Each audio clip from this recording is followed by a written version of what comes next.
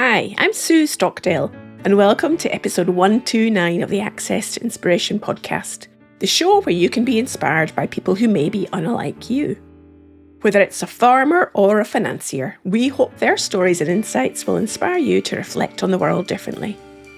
In today's episode, we delve into the heart of the real estate business, and I'm thrilled to introduce our guest, Dana Frank, whose family's journey with TD Frank Family Properties offers a compelling testament to the power of familial bonds in overcoming challenges and achieving shared goals. Throughout the years, Dana's family has faced numerous obstacles, from financial hardships to property management issues. Yet Dana's emphasis on instilling values of hard work, perseverance, and responsibility into herself and her children illustrates how a unified family can achieve long-term success and sustainability. Remember, you can read along with the transcription of this episode as you listen at accesstoinspiration.org. Welcome to the podcast, Dana. It's lovely to speak to you today. Thanks, Sue. I'm thrilled to be here. Dana, I know 25 years ago you took over the reins of the family business as General Managing Partner of TD Frank Family Properties. That's correct. So I'd love to find out that backstory of how did the business start up? Our family history in 3 segments. The first segment was 1950. My father came of age, 18 years old, in Detroit, Michigan. His options were limited. It was a time of redlining, segregation, Jim Crow laws that were said to be separate but equal. And my father's options were very limited. My grandfather told him, Chrysler and Ford are hiring. Take one of those good jobs on the assembly line. And my father just looked at his friends that were putting in double shifts starting at 2, 3, 4 in the morning and coming home at the end of 2 weeks with barely enough of a paycheck to put a decent meal on the table. So my father, I call these individuals fire starters. Daddy left Detroit. He was a budding drummer. He packed his van with his dreams and his drums, and he came to Seattle, Washington. And he just fell in love with the landscape. I mean, it's very beautiful here, and he was blown away by Mount Rainier and the Olympics and Lake Washington and Puget Sound. And he just decided to dig in and make this his roots. So he was playing at nightclubs. He lied about his age. He got into the nightclub business. He met a patron, and the guy explained that he had a house for sale. And my father, like I said, was only 18 years old. Of course, he didn't have any money. But he struck a deal and worked off the down payment, teaching the owner's kid how to play drums, doing manual labor. And he bought his first house. And that improbable decision, in order to make the $48 monthly note in 1950, he rented out rooms to his fellow students from the University of Washington, where he was attending classes. And that was a real pivotal time for my father, and he recognized the value of owning real estate. And so he and my mother met a few years later. She was actually a beauty queen, and she was in a contest called Miss Bronze, and Daddy was on the drums, and she won the prize money in the Miss Bronze contest and my father's heart, and got together, and both of them, I call them again fire starters. They started buying property, and for 19 years they bought property without any bank funding because of redlining, and there was no loans available to Black families then. So until Liberty Bank, which was a Black bank, gave them their first loan in 1969.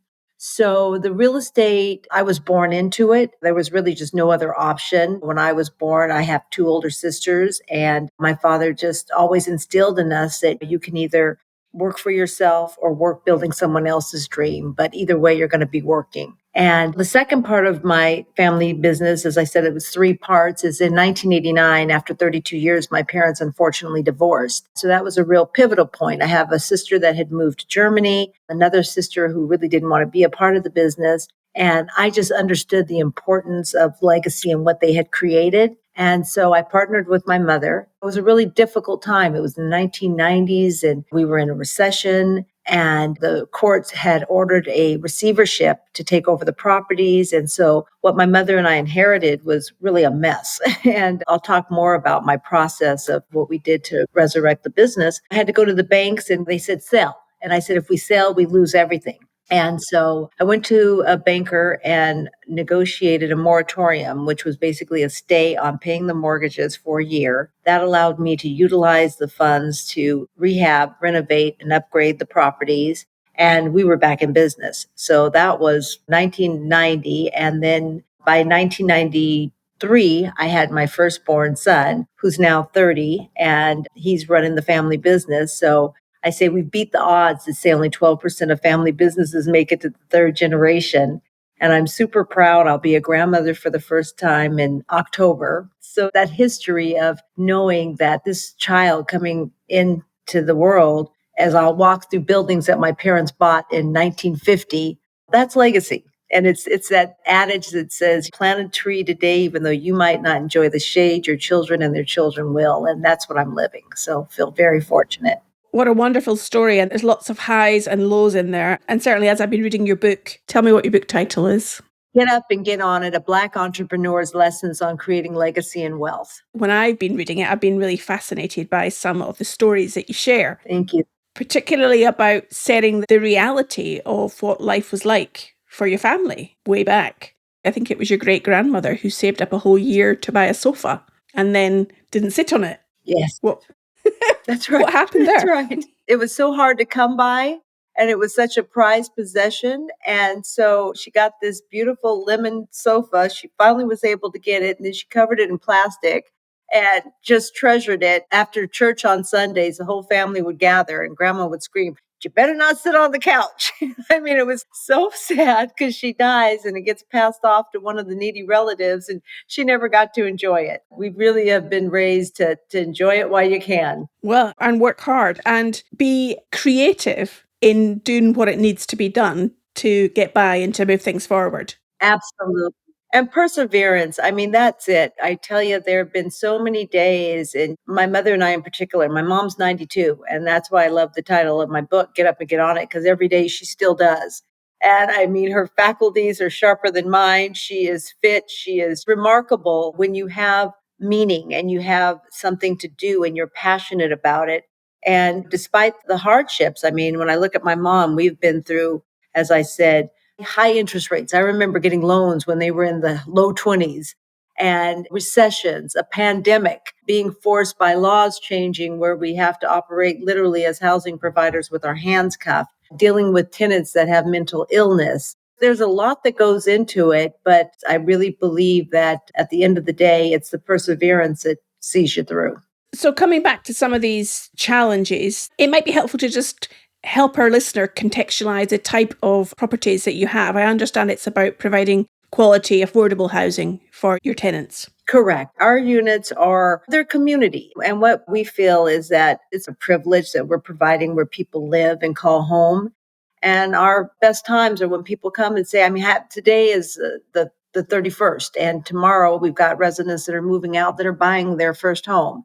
And that's the thrill. I mean, we've had some residents that have lived with our family literally as long as 50 years. We get to know their children. I mean, they really become an extension of our family. And daily we engage. I mean, there's not a day that goes by that my kids and I and my mom often are at the properties, engaging with the residents, and it's just been a great journey. Yesterday, I had to call the police and run off a homeless guy that had camped out on the porch of one of the properties. You are 24/7. Oftentimes, if the hot water tank bursts in the middle of the night, you're going to get the phone call. But you also have the privilege on the other side of, I can't think of another business where strangers will put money in your bank account every month. I mean, it's so you take the good with the bad and it balances it out. And one of the things, I'm just hearing this real sense of resourcefulness, finding ways to get things done, and also being willing to metaphorically roll up your sleeves and do it yourself if needed. Absolutely. I tell anybody that's interested in getting in real estate, it is not a situation where you can be a passive landlord. I treat my properties like I treated raising my children. You have to be engaged and active. And I was recently honored with the American Lung Association's Outstanding Mother Award. And I said, to be an outstanding mother, you have to have outstanding children. And it's what you put in that you get back. What a wonderful accolade. And I'm sure that also seeing your son now taking on the business is also very satisfying for you. It is indeed. And my daughter's 23 as of yesterday, and she just graduated from Chapman College, and she's busy getting her real estate license. And I really encourage parents to engage with their children early. And you also have to find out if your children want to be a part of your business. When my son graduated from UW Foster's Business School, he spent 2 years in Chicago. And he was like, I want to go figure out what I want to do. And he went with my blessing. Of course, it was hard, but I was like, you've got to go and see, this is your life. I do think that it's something that parents really need to engage with early. I grew up on the front lines with my parents because that's when they were building. And so my summers were spent cleaning apartments, and I've spent countless days putting pickets on banks, amplifying the injustice of redlining. And we were at the building phase of it, and now it's continuing the legacy. And how do you look for other properties to invest in? So if you're still accumulating other units, how do you find them? It's been challenging right now in the economic time that we're in, with interest rates being higher. I always prefer value add buildings, whereas I'll go in and find a distressed property or one that I can create my own equity. So I'll look for properties that are in desirable upcoming neighborhoods. Like 20 years ago, I bought a building that a light rail came through. And I mean, the whole property surrounding just became super vibrant. There's a PCC and a post office and a park and the farmers market on the weekends. And you just try to find things, even if the area is transitional now, kind of have the foresight to look at what's coming. And one of the practices that I use is an acronym I call REAL. And I tell people, whatever business that they're going into, to use the REAL approach. The R is research. The foundation of any successful business is research. So if I'm looking at a building, I go in, and I personally only like to buy properties that I can drive to. I have had properties out of state. I'm in a long distance commuter marriage. My husband lives in Nashville. We own property in Arizona, but it really is a hands-on. So the research and knowing the area and anything that can impact the value is important. I also will look at units that are large, and I've gone in and I'm like, oh my God, this is an 1,100 square foot, 1 bedroom. It's got a window. We can build a closet, make it a 2 bedroom, and that automatically increases the rental income. So research is huge. The E is expand your network. I tell people all the time, back in the early 1950s, when my parents didn't have any financial means, they partnered with already established business owners in the community. These partners would put up the down payment. My parents would do the labor for their equity. As the property increased in value, they'd refinance, buy the partners out, roll it into the next deal. And by expanding your network, I mean, I'm on a plethora of organizations. I've been a board member of the Museum of Popular Culture. Paul Allen, the founder, passed away a few years ago, the co-founder of Microsoft. But through MoPOP, the people that I've met, I do an annual holiday drive for Treehouse for foster kids. I mean, the people that I'm able to engage with, we call it March Madness here, when everybody has their luncheons to raise awareness for their causes. And the people that I've engaged with, it's a win for all. So expanding your network is huge. The A is amplifying injustice. As I've referenced, we spent many a days putting pickets on banks, and it's unfortunate, but a closed mouth does not get fed. And I always tell people, if you feel that you're being denied a loan or something and it's just not just, take it to the press, expose it, get to the why. And then the L is leverage. Leverage your relationships, leverage the relationships with the bank. When my mother and I came out of the divorce, had I listened to the bankers that told us sell, sell, sell, I wouldn't be sitting here having this conversation with you. But it was because I had studied and I said, I know you can give me a moratorium. You are not going to take this property that we fought this hard for. And it happened. And again, Dana, I'm just hearing this fighting spirit. I'm just wondering whether there's a space for an F in your acronym as well. And the F, I think, is about family, because it seems to me loud and clear that family is so important. The way your family work together to help each other to run the business, and also the family mindset that you bring to the tenants.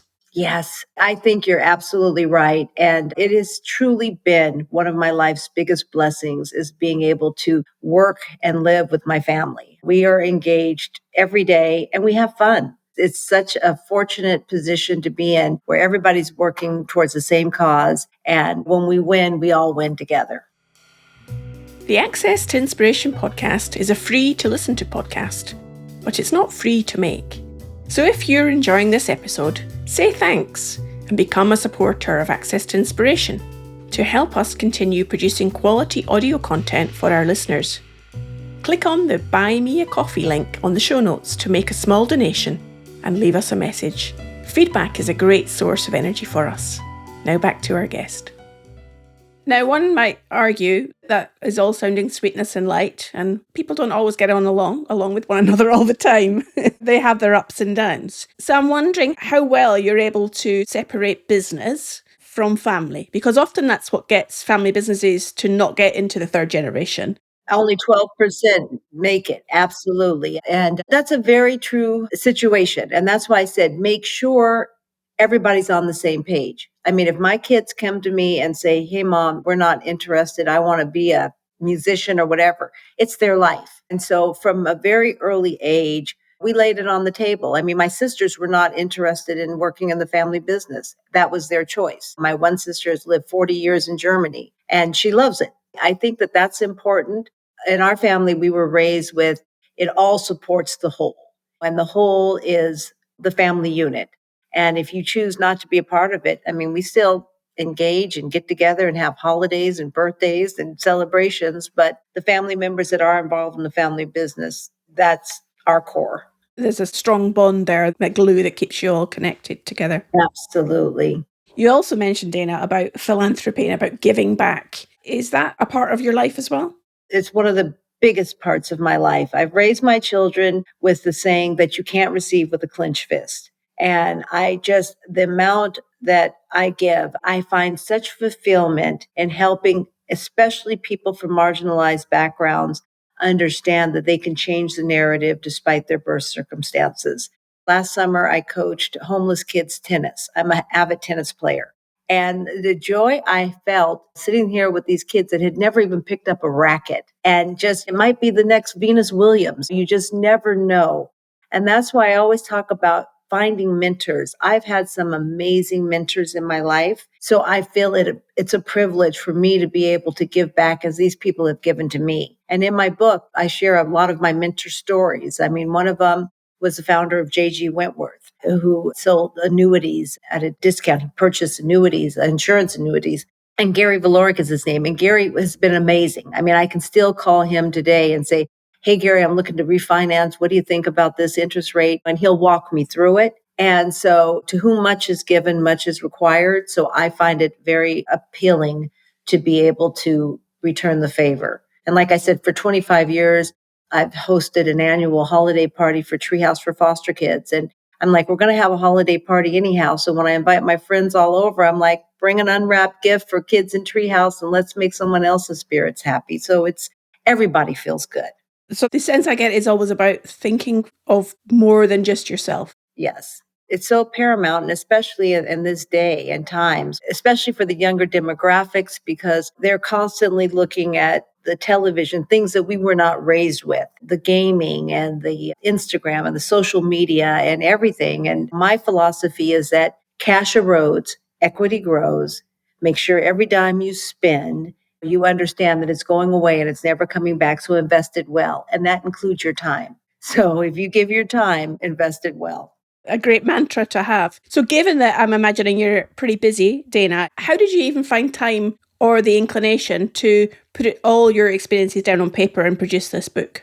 So the book started 27 years ago when my father passed away. My son was 3. I hadn't had my daughter yet.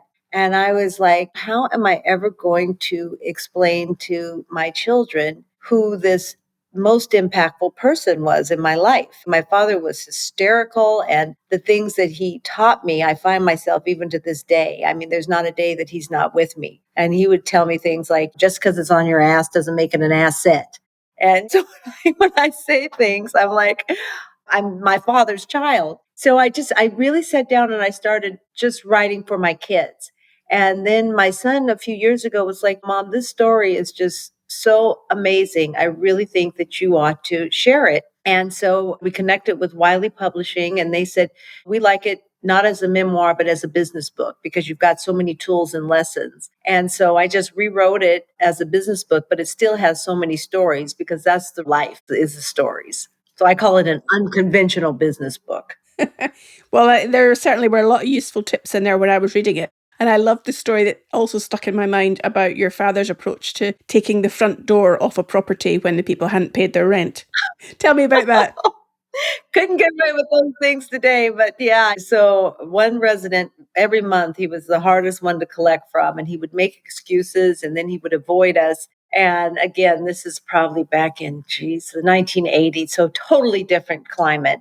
And I'm not advising this for anybody listening to do, but it was heavy Seattle, typical rainy day. And this guy had gotten away again with not paying, not answering the door, and just went completely MIA. So my father and his main contractor show up at the property at like 4 a.m, and Daddy instructs the contractor to go remove the front door. The rain is coming in sideways. I mean, it's just pounding. And so by the time that my father gets back to our home office, this guy's on the phone screaming his front door is missing. And my father, again, he had a very wicked sense of humor. He says, "Your front door is missing. Well, ain't that a coincidence? So is your rent." And I mean, the guy just loses it. And my father was quite the character. Well, there's so many amazing and funny stories like that in your book. I found it very interesting to read. Entrepreneurs that are listening to this podcast, based on your own experience, what are some of the bits of advice you would offer to them? I love that proverb that says, fall down 7 times, get up 8. And that's kind of why my book is entitled Get Up and Get On It. And every day I literally get up and I'm like, okay, what am I doing to move forward? And so whatever business that someone's looking at, have the plan. That's where the real acronym comes back in. Do your research. Is it going to be profitable? What are the statistics? And right now, with access to computers, there's so many programs. Like Chase Bank committed $30 billion to bridge the racial financial wealth gap. They understand that 74% of white households own a home compared to 41% of Black households. There's so much information available just by clicking on your computer. So I say, look at your plan and see what your niche might be and how you're going to make it happen. And every day, find the time to apply the time to make it happen. Whilst planning is the bedrock of looking ahead, I also read in your book that you do spend time reflecting and checking on your progress. How do you do that? Every day. I truly do live by the saying of something to live, something to love, and something to look forward to. And I spend a lot of time also enjoying myself at this point. As I mentioned, I'm a huge tennis player. I've got a wonderful extended family of close friends. And just taking the quiet time. I'm a huge reader. I love at night, I do turn my phone off. I mean, when the residents need to reach us for an emergency, they've got my son's number. So I do take time for Dana. And you need that re-energy and that reset. And it's just like finding that time and that space in your life to say what really matters to you. And finally, Dana, you've given us some lovely acronyms to remember, some lovely metaphors to think about. What would be another thing that you live by that really helps you to make each day work for you? Got to go back to my book title, Get Up and Get On It. I mean, that's the first step. Just really get up. I don't care, if it's raining, sunny, snow, whatever. Just have your plan and find other mentors. I mean, when I wrote this book, I was really looking at who would resonate and who my audience was. And so the person that I sought out was Damon John. I'm like, here this kid from New York comes. He doesn't have any money. His mother backs him, the whole family, belief in family. And he went on to build FUBU, one of the largest apparel lines, and Shark Tank star. I believe in the creativity, thinking outside of the box. Don't worry about getting told no. I get told no many times a day. I might take 9 no's to get that one yes, but it's coming. And I think the other thing is allow yourself to be Teflon. People take things so personally. Just let it roll off. It's coming. Stay the course and it's coming. Well, I feel I better get up and get on it now to put some of the things you've talked about today, Dana, into practice. It's been lovely to speak to you. If people want to find out more about your book and about your background, how might they do that? Thanks, Sue. The book is available at all major bookstores, Amazon, Barnes & Noble, Target, as well as my website, The Real Dana Frank. And that's my handle as well on Instagram. And the book, again, is Get Up, Get On It, Black Entrepreneurs' Lessons on Creating Legacy and Wealth. Well, it's been fantastic to speak to you. Thanks again for your time. Thank you, Sue. Appreciate it so much. Well, thanks to Dana for her enlivening conversation.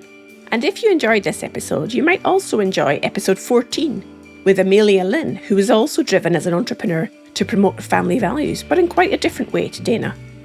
You'll find more than 120 episodes in our back catalogue on subjects ranging from business and sports to the arts and social change. Just hop on over to accesstoinspiration.org to discover them all. Remember, you can keep connected with us on social media. We're on all the main platforms. And next week, my guest is former United Nations peacekeeper Urs Koenig, who will be talking about leading with humility. I hope you can join me then.